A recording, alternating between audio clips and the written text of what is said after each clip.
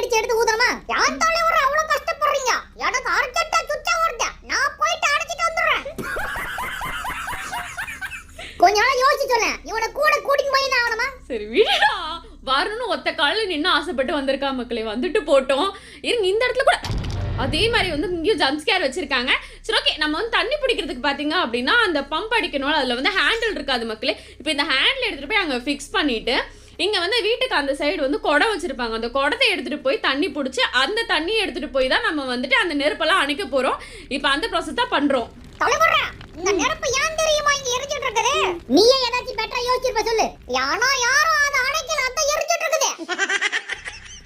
டேய் இப்ப நீ வாயை புள்ள, உன் நாவை புடிச்சு கடிச்சு விடுவேன்.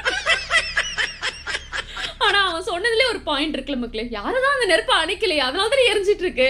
கரெக்டா தான் சொல்றான். பட் இப்பெல்லாம் பேசினா இப்படிதான் கலாய்க்க ஆரம்பிக்கிறாங்க. டேய்